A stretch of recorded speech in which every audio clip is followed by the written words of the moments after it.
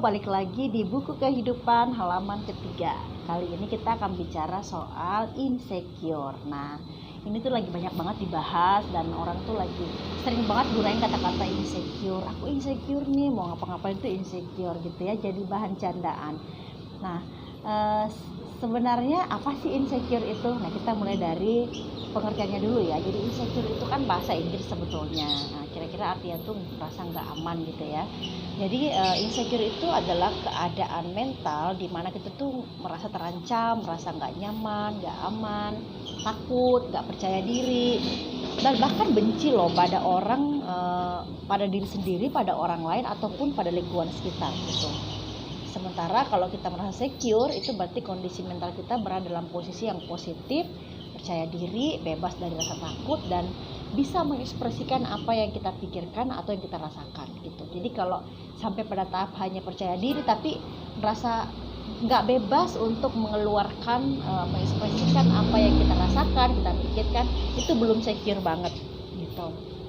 Nah, insecure ini bisa disebabkan dari dalam internal diri kita ataupun pengaruh dari lingkungan kita gitu. Nah, terus kenapa kalau kita insecure? Memangnya masalah? Sebetulnya nggak apa-apa, itu wajar-wajar saja ya. Setiap manusia pasti dalam sejarah hidupnya itu pernah gitu ngalamin merasa nggak percaya diri, nggak pede, pasti pernah, entah kecil, entah dia remaja ataupun sampai bahkan lansia gitu ya. Tetapi kalau misalkan itu berlebihan, nah itu udah jadi masalah tuh gitu. Nah, terus apa sih tanda-tandanya orang yang merasa insecure? Yang pertama biasanya dia takut banget, ngapa-ngapain tuh takut, nggak percaya diri gitu ya. Udah mikirnya macem-macem gitu, takut diketawain, takut dibulin, takut salah, takut diledekin gitu. Terus yang lain itu dia suka ngebandingin diri dengan orang lain. Nah, ayo, pernah nggak kita kalau ngeliat medsos tuh suka, kok dia cakep sih, kok dia glowing sih, kok barang-barang itu branded banget sih, gue nggak bisa kayak gitu. Jadi selalu kita mau menjadikan orang lain sebagai cermin gitu ya. Nah, tanda-tanda yang lain itu biasanya sukanya di zona nyaman, nggak suka tantangan. Jadi ada orang yang ngerasa aku di sini aja deh, karena kalau misalkan bergaul keluar itu khawatirnya itu dia merasa bahwa akan banyak masalah gitu, dan dia nggak siap menghadapi masalah itu. Karena itu dia memilih interaksi dengan lingkungannya aja, nggak mau bergaul di tempat lain, nggak mau kenal dengan yang lain gitu. Pokoknya sukanya yang di zona nyaman aja gitu, nggak mau coba-coba, pokoknya nggak suka tantangan. Nah, yang lain itu biasanya pengennya tuh dipuji, tapi kalau sama orang lain tuh dia malas untuk memuji atau bahkan mengapresiasi itu sulit banget. Dia ngerasa bahwa cuma dia yang oke dan orang lain itu kayaknya enggak deh gitu. Nah, itu kita perlu identifikasi juga itu iri atau apa gitu kan. Jadi itu dia kurang lebih tanda-tanda dari insecure. Nah, sebetulnya apa sih yang bikin kita insecure? Ada dua tadi ya, yang dari dalam maupun dari luar. Kalau yang dari dalam itu berasal dari diri kita gitu kan. Yang pertama itu biasanya soal fisik gitu. Ini yang paling banyak nih, orang tuh merasa insecure karena misalnya badannya agak lebar gitu ya. Terus dia ngeliat orang yang ramping gitu kan, dia merasa lebih cantik dia atau lebih cakep dia. Ada yang six pack, ada yang enggak gitu. Atau misalkan wajahnya gitu, ada yang wah dia kok mulus, putih, glowing, sementara gue ini jerawatan, hitam, dekil gitu kan. Nah, biasanya itu yang menjadi hal utama yang menjadikan seseorang merasa insecure gitu. Yang kedua adalah personality atau karakter. Jadi ada orang-orang yang misalkan dia tuh merasa, aduh kok gue cepet banget baper sih gitu, kok nggak bisa santai sih, halnya gitu ya. Sementara yang lain mungkin meskipun dicandain tuh masih oke, santai-santai aja gitu kan. Terus kemudian persoalan kecerdasan atau kepintaran. Nah, ada juga loh orang yang melihat, waduh dia tuh pinter banget, pokoknya nggak terkejar deh gitu kan. Kok gue nggak bisa pintar sih kayak dia? Apa karena dia orang tuanya itu emang karena orang tuanya orang kaya terus berpendidikan, sementara aku nih misalkan anak kampung, terus orang tua aku juga nggak lulus SD. Nah, kadang-kadang itu juga membuat kita merasa insecure.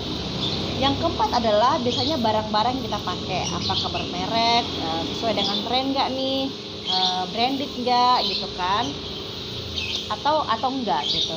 Yang kelima adalah ada juga yang trauma masa lalu. Nah, ini aku pernah dengar cerita langsung satu orang yang nelpon waktu itu ya. Dia menceritakan pengalamannya yang dia tuh trauma terhadap kondisi keluarganya dari sejak SMP, dan sekarang dia sedang kuliah ketika ada sesuatu yang memancing hal yang serupa, maka dia akan mengingat, memorinya itu akan callback gitu ya dengan peristiwa yang sama di masa yang lalu. Jadi kadang-kadang trauma juga membuat orang merasa insecure ketika dihadapkan dengan masalah yang mirip-mirip gitu atau hampir atau sama gitu. Nah, itu yang dari dalam. Sementara yang dari luar itu biasanya yang pertama itu media sosial. Nah, ini berdasarkan banyak penelitian yang menyebutkan bahwa stres dan depresi itu biasanya kita dapatkan karena terlalu banyak main di media sosial. Terlalu banyak kita melihat sesuatu yang itu di dunia maya gitu kan. Misalkan tadi ngebandingin orang, ngelihat kok dia pakai baju yang bagus, kok dia kelihatannya hidupnya itu baik terus gitu ya, bahagia terus, nggak pernah sedih, nggak pernah kekurangan gitu kan. Akhirnya kita melihat diri kita, kok aku kok kayak gini ya hidupnya, nggak seindah dia, kok nggak secakep dia, kok nggak seberuntung dia gitu. Akhirnya mengeluh gitu kan, dan pada akhirnya kita nggak bersyukur dengan apa yang kita punya gitu.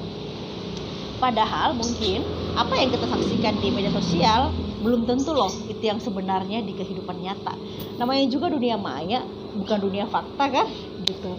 Jadi perlu cek lagi soal itu. Yang kedua yang menyebabkan dari luar itu biasanya keluarga. Jadi ada beberapa keluarga yang, ingat gak sih kalau dari kecil tuh kita suka dibandingin gitu loh dengan anak yang lain, yang kayak, kamu kok gini sih, nggak rajin kayak si itu, kamu kok nggak pintar kayak si itu gitu. Nah, terkadang itu membuat kita jadi down sebagai anak.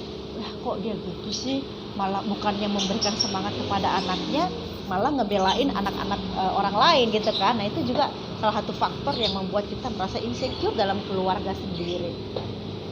Yang lain itu adalah latar belakang, misalnya agama, suku, ras atau bahasa gitu ya. Beberapa teman-teman kita nih misalkan yang dari timur, itu juga ada yang merasa insecure karena dia merasa bahwa kok gue dari timur, misalkan Papua atau NTT gitu ya, beda banget sama anak-anak Jawa gitu misalnya, yang di Bandung, yang di Jakarta. Dia mungkin merasa kayak dia tuh kayak lebih oke, lebih kece, kok gue enggak gitu. Atau bahasa kita gitu ya, logat kita juga ada beberapa orang yang meskipun dia udah merantau tuh logatnya tuh nggak bisa hilang, dialeknya dia tuh nggak bisa hilang. Misalkan Jawa banget atau Sulawesi banget atau Papua banget gitu ya.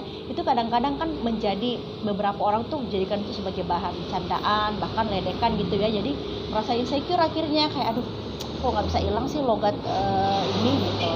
Atau agama yang merasa minoritas yang sedikit ya, yang kecil di Indonesia, sementara yang agama yang gede itu beberapa itu merasa kayak bebas untuk menguasai atau bahkan melecehkan gitu ya orang-orang yang agamanya kecil atau minoritas di Indonesia. Nah, kadang-kadang itu juga membuat teman-teman minoritas merasa insecure karena dia merasa nggak punya ruang yang lebih banyak sama seperti orang-orang yang agamanya banyak di Indonesia, agamanya besar gitu kan.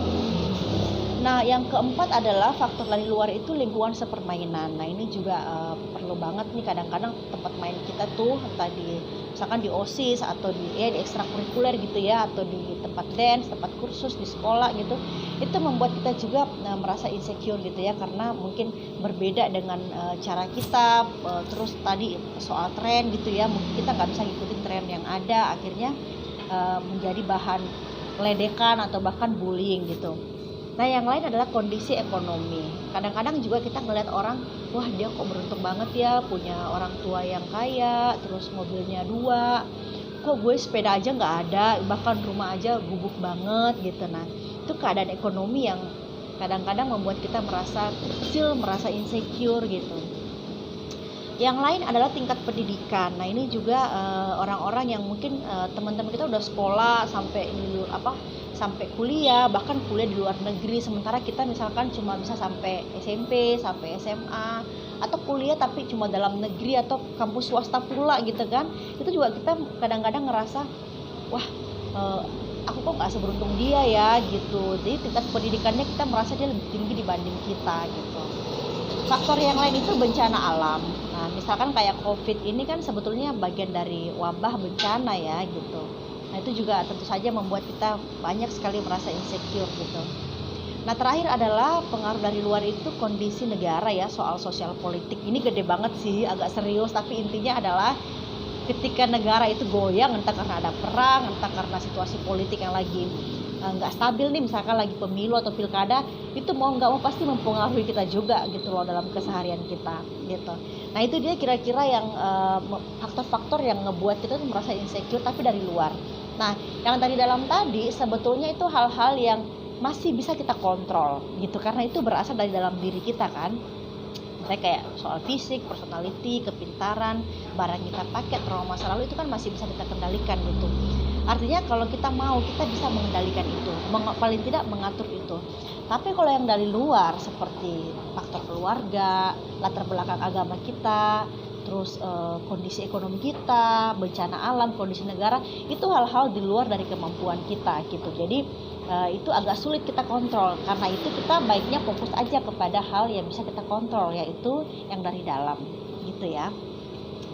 Next, kalau misalkan nih kita insecure, terus kenapa? Akibatnya apa? Ya akibatnya banyak banget. Yang pertama tuh ya nggak percaya diri, terus suka cemas, ragu, takut, paranoid, stres, bahkan sampai depresi gitu ya.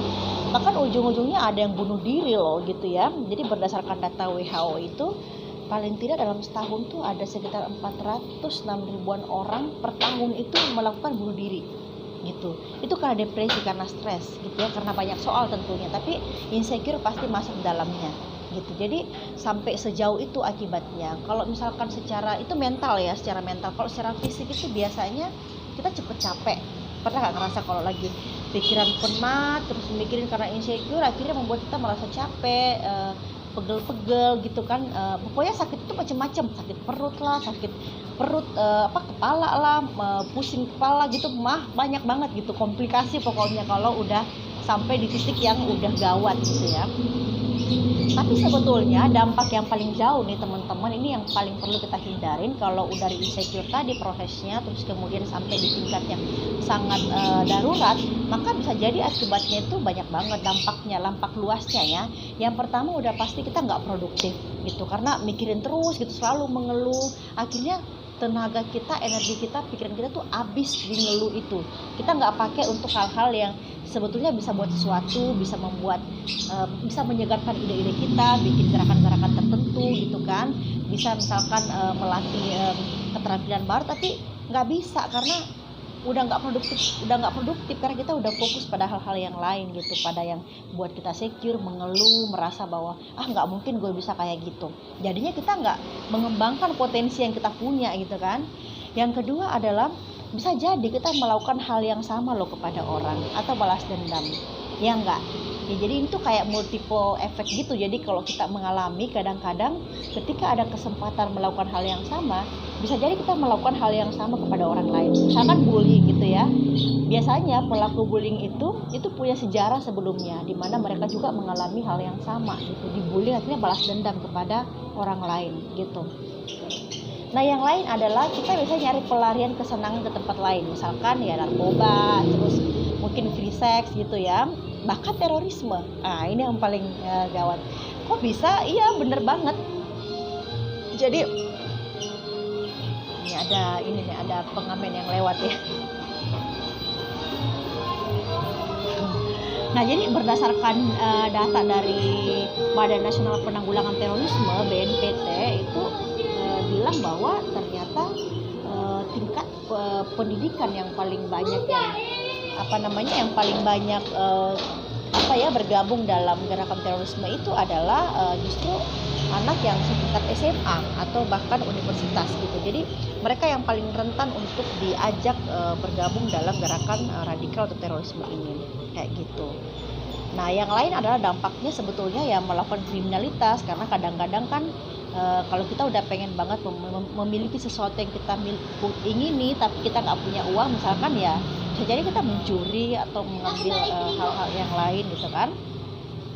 Jadi sampai segitu dampaknya gitu. Jadi sebetulnya luas kan gitu, nggak sederhana kalau kita udah sampai di tingkat yang sangat gawat gitu kan. Nah terus next apa dong yang bisa kita lakukan untuk supaya kita nggak jadi orang-orang yang insecure? Nah ada beberapa tahapan, ini aku rumuskan gitu. Yang pertama adalah kita harus tanya ke diri dulu nih gitu kan. pertama tanya ke diri. Jadi kayak semacam teman-teman bisa bikin kayak pohon mind mapping, atau kalaupun bukan pohon bisa yang lain, tapi intinya adalah bikin semacam mind mapping gitu. Yang pertama adalah kita harus mengenali dulu nih perasaan insecure apa yang kita rasakan saat itu. Misalkan apakah aku malu, apakah aku ragu, apakah aku takut gitu kan. Nah kalau udah tahu, udah dapet, terus tanyakan lagi, kenapa aku merasakan malu, merasakan takut, merasakan cemas, merasakan gak percaya diri gitu kan.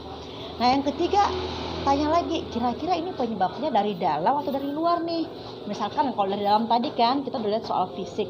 Misalkan aku malu karena aku merasa aku tuh nggak glowing gitu loh, nggak putih, dan mungkin tubuhku lebar gitu kan, nggak sama dengan selebriti gitu kan. Nah kalau kita udah tahu nih, oh dari dalam, atau kan ternyata dari luar, misalkan wah sebenarnya gue tuh pede, tapi yang nggak bikin pede tuh malah keluarga aku gitu loh, dia tuh nggak pernah ngasih dukungan, nggak pernah percaya, misalnya begitu kan. Nah terus pertanyaan keempat adalah tanya seberapa besar sih perasaan insecure kita itu mengganggu gitu. Apakah perasaan itu tuh biasa aja atau udah sampai pada tingkat yang kita merasa aduh gue udah terganggu banget nih, ini udah harus selesaikan nih gitu. Jadi kalau kita udah tahu tingkatannya, kita udah tahu gitu bahwa ini harus selesaikan segera gitu, nggak bisa ditunda lagi. Nah yang terakhir adalah tanyakan kalau gitu akibatnya apa ya, dampaknya apa ya terhadap kehidupanku kalau aku merasa insecure seperti itu. Jadi tadi ya, jadi ada beberapa pertanyaan yang bisa kita ajukan atau kita petakan untuk melihat tentang insecure yang kita rasakan saat ini.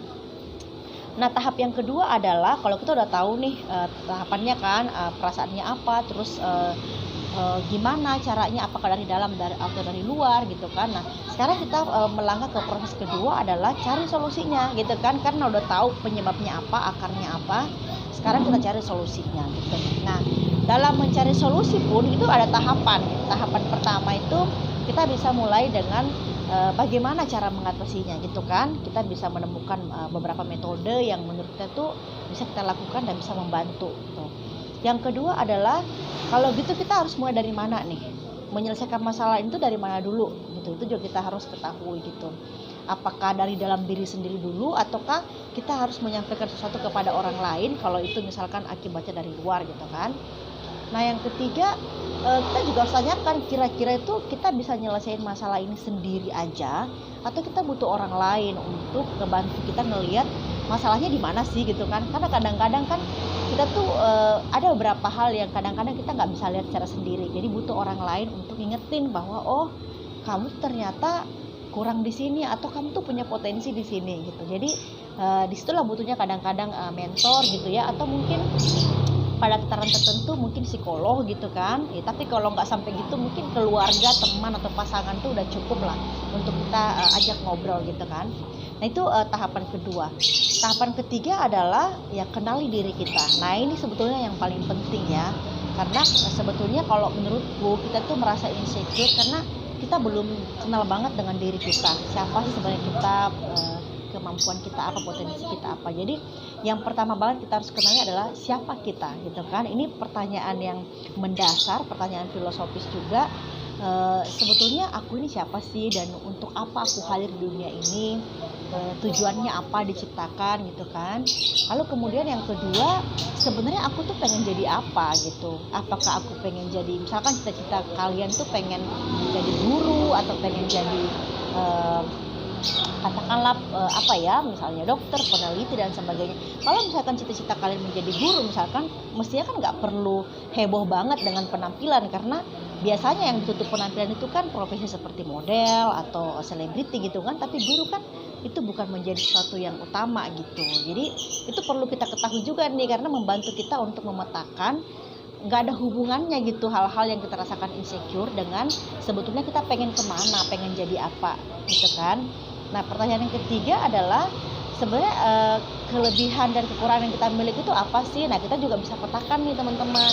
Ini udah masuk di proses kayak problem solving gitu ya, bisa bikin kayak peta gitu juga, mind mapping potensi kita tuh apa dan kelebihan kita apa. Karena kan semua pasti setuju kan bahwa setiap orang tuh pasti punya sesuatu yang lebih indah dalam dirinya, tapi ada juga kekurangannya gitu. Nah jadi kita perlu tahu kelemahan kita tuh di sini dan kelebihan kita di sini gitu. Nah, ada baiknya kita fokus kepada hal-hal yang kita bisa kembangkan. Jadi udah apa yang menjadi potensi kita tuh bisa dikembangkan gitu. Sementara yang menjadi kekurangan kita ya perlahan-lahan kita perbaiki ya. Nah, terus kemudian pertanyaan selanjutnya adalah siapa yang bisa ngebantu kita? Nah, sama kayak tadi ya, ada nggak orang lain yang bisa ngebantu kita untuk mengenali diri kita gitu kan? Pernah nggak ngerasain kayak misalnya kita ngerasa kayak, aduh aku kok misalkan ya kita ditawarin pekerjaan ataupun posisi tertentu, kamu ini ya ikut ini ya, aduh nggak bisa, aku tuh nggak bakat kayak gituan, situ aja gitu kan. Nah, kadang-kadang tuh butuh orang untuk ngeliatin, loh kamu nggak tahu, kamu tuh berbakat loh, kamu tuh berpotensi untuk seperti itu gitu kan. Nah, kadang-kadang butuh orang lain untuk menjadi cermin untuk ingetin kita bahwa kita tuh punya potensi itu gitu. Nah, cari orang yang ini ya, yang kalian percaya, yang positif tentunya, karena kalau kalian salah orang, nah ini malah fatal gitu, bisa-bisa dia malah ngejatuhin kita, nggak menunjukkan potensi kita gitu kan. Nah, yang lain adalah lingkungan seperti apa sih yang bisa mendukung kita untuk menjadi pribadi yang lebih positif, yang lebih baik. Nah, ini penting banget teman-teman. Salah bergaul itu sebetulnya membawa kita pada orang yang jadinya juga negatif gitu kan. Makanya kenapa perlu banget teman-teman ngelihat kayak lingkungan yang positif itu seperti apa sih. Karena kalau kita kumpul nih sama orang-orang yang positif, orang-orang yang baik gitu kan, itu juga akan membantu kita untuk menjadi lebih baik dan positif gitu kan. Begitupun sebaliknya gitu. Makanya kenapa ada semacam ada yang bilang tuh, ada istilah yang terkenal banget, bergaullah sama tukang parfum supaya kalian tuh wangi kayak parfum gitu kan. Itu ada benarnya gitu. Kalau kita masuk ke lingkungan yang salah ya kita juga akan seperti itu gitu. Nah, kalau kita masuk orang-orang yang positif, itu juga membantu kita untuk mengenali diri kita lebih positif, terus kemudian membantu kita lebih positif. Kalau salah kita diingetin gitu kan, bukan malah sebaliknya. Jadi hal-hal itu tuh perlu kita tanyakan kepada diri kita nih. Karena itu pertanyaan kritis seperti itu perlu banget kita bangun gitu ya, supaya kita nggak mudah terpengaruh dan digoda, terlena dengan pendapat orang lain. Termasuk kalau kita ngelihat sesuatu di medsos yang kayaknya tuh bagus banget, kayaknya tuh sempurna banget gitu kan, ditanyakan gitu kan, apa benar seperti itu. Dan sebetulnya itu nggak ada pengaruhnya sih buat kita kalau kita udah tahu nih mau ngapain aja tadi, terus sebetulnya tujuan kita tuh apa di dunia ini, potensi kita di mana gitu kan.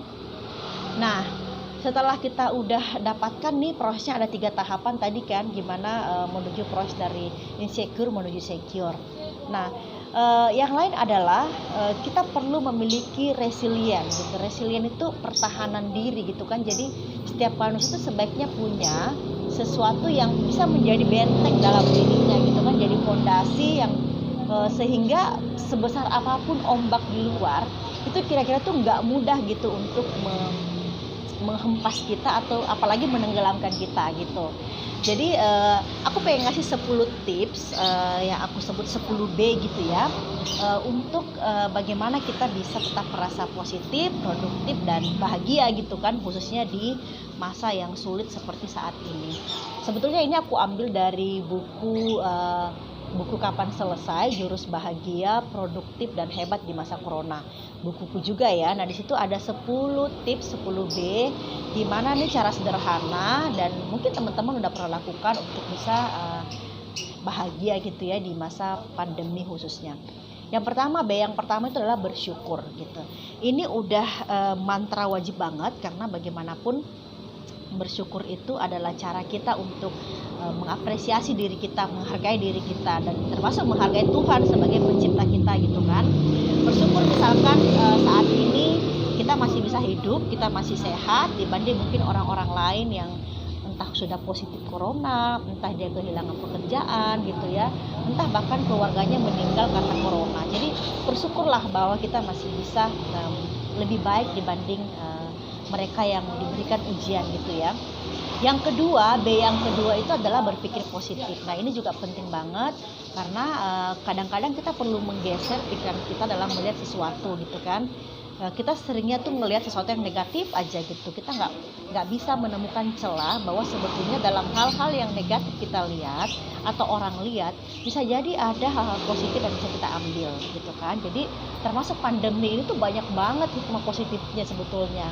Misalkan kita bisa lebih banyak waktu kumpul sama keluarga, kita juga dituntut lebih kreatif, ditantang lebih kreatif gitu kan. Terus kemudian kita juga lebih banyak waktu di rumah, lebih banyak waktu untuk melakukan sesuatu yang positif dibanding sebelumnya kita harus keluar rumah kena macet dan sebagainya gitu kan. Jadi kita juga ngelihat nih ada banyak sikap gotong royong yang terbangun selama pandemi ini gitu kan. Nah, terus B yang ketiga adalah beri waktu pada diri sendiri, atau mungkin istilah keren itu me time. Nah, ini penting banget. Me time itu sebetulnya kan kita menarik diri untuk memberikan hak dan haknya kepada diri kita untuk merasakan santai, merasakan senang gitu ya. Itu juga perlu kita lakukan gitu, karena kadang-kadang kalau kita dalam kondisi yang udah udah stres banget, udah mumet banget, kadang-kadang kita perlu time out. Jadi ninggalin dulu semua itu, kemudian kita kembali ke diri kita, terus kemudian kita merasakan dulu nih hal-hal yang menyenangkan, bisa dengan nonton, bisa dengan makan es krim, mungkin ngemil, baca buku gitu ya, atau jalan-jalan ke taman, jalan-jalan atau olahraga ringan gitu. Itu cara-cara yang bisa kita lakukan untuk ngebantu kita me time dulu gitu. Karena biasanya setelah me time itu kayak memberikan kayak mood booster yang baru gitu, memberikan semangat yang baru untuk kita siap lagi gitu melakukan kegiatan selanjutnya gitu. Nah, B yang keempat adalah bobok nyenyak. Ini penting banget. Ini juga banyak sekali penelitian di Amerika yang menyebutkan bahwa orang yang tidurnya cukup itu memberikan pertahanan diri yang lebih kuat untuk tidak cemas, tidak stres gitu, dibanding orang yang tidurnya lebih sedikit gitu ya. Yang lain adalah B yang kelima tuh bersama keluarga atau family time. Nah, ini juga perlu kita tanyakan nih, kapan sih terakhir kali kita kumpul banget dengan keluarga secara intim. Bagi orang yang mungkin banyak banget di luar rumah, mereka yang sibuk banget, yang hanya ketemu malam hari atau bahkan weekend aja. Nah, kali ini tuh di pandemi ini justru banyak banget waktu untuk berkumpul gitu dengan keluarga, bisa saling kenal lagi. Mungkin ada karakter-karakter yang kita belum kenal. Nah, di sini biasanya akan keluar gitu, karena itu gunakan banget waktu. Mungkin ada miskomunikasi selama ini. Nah, ini juga waktu membangun bonding antara orang tua dengan anak, antara saudara gitu ya, ataupun keluarga besar yang ada dalam rumah gitu. Nah, B yang keenam adalah bermeditasi atau mindfulness. Nah, meditasi juga ini pengertiannya itu sebetulnya bukan hanya bahwa kita duduk terus bersila terus kemudian tutup mata. Nggak harus begitu gitu ya. Ada cara-cara yang lain. Misalkan bisa dengan kita sambil berbaring, terus kemudian duduk santai gitu ya. Yang penting intinya adalah meditasi itu sebetulnya bagaimana kita fokus kepada diri kita, terus kemudian fokus kepada napas yang kita ambil dan napas yang kita keluarkan. Biasanya itu membuat kita lebih tenang gitu. Ini juga teman-teman bisa googling, banyak sekali penelitian yang membenarkan bahwa meditasi itu membantu banget untuk kita merasa healing ya, merasa lebih tenang, merasa lebih nyaman dan damai gitu. B yang selanjutnya itu adalah olahraga. Nah, ini masa pandemi itu banyak banget orang yang aku lihat lewat depan rumah tuh bersepeda gitu ya. Nah, memang olahraga itu membantu juga untuk kita merasa lebih senang, bahagia ya, karena sebetulnya olahraga itu kan kita mengeluarkan hormon endorfin. Jadi hormon endorfin itu adalah hormon yang menghasilkan rasa senang, rasa bahagia gitu. Jadi sangat wajar kalau ketika habis olahraga itu kayak rasa seger gitu kan, meskipun cuma olahraga sederhana gitu. Nah, B yang selanjutnya adalah terus berkarya atau stay produktif gitu. Kalau aku pribadi tuh justru di masa pandemi ini tuh waktu yang lebih produktif dibanding waktu-waktu sebelumnya. Kayaknya ini sepanjang sejarah hidupku tuh ini hal yang waktu yang pertama lebih produktif, menghasilkan banyak hal di masa pandemi gitu.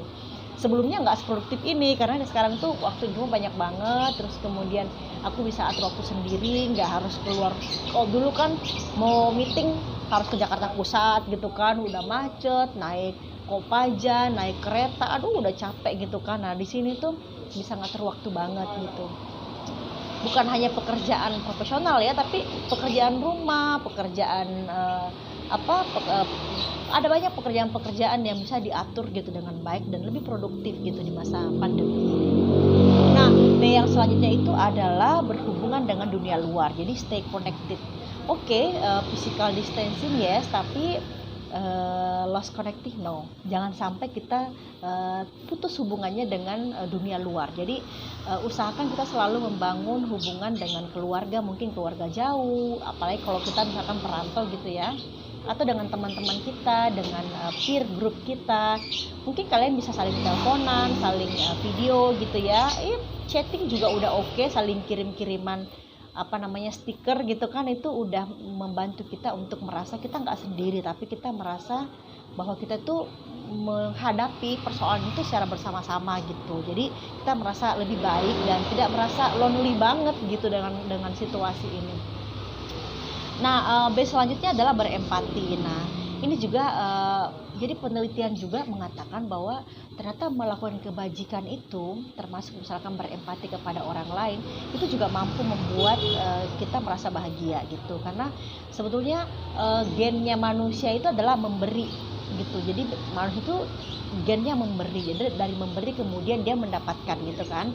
Jadi berempati kepada orang lain, mengasah empati paling enggak dengan tetangga kita, dengan sekitar kita, itu membantu juga untuk kita merasa lebih tenang, lebih senang gitu. Makanya kenapa banyak banget selama pandemi ini tuh, kenapa banyak orang yang mereka tuh ngasih donasi, baik secara tunggal ya, individu maupun lewat perusahaan, lewat komunitas, karena kita memang gennya tuh merasa terpanggil untuk melakukan sesuatu, untuk melakukan kebaikan, dan kita tuh merasa senang, merasa puas melakukan itu gitu. Jadi jangan khawatir untuk melakukan kebaikan kepada orang lain, apapun bentuknya ya, nggak harus memberikan uang, tapi banyak sekali hal yang bisa kita lakukan untuk membantu orang lain gitu. Nah, B yang terakhir adalah berbineka tunggal ika. Nah, maksudnya apa?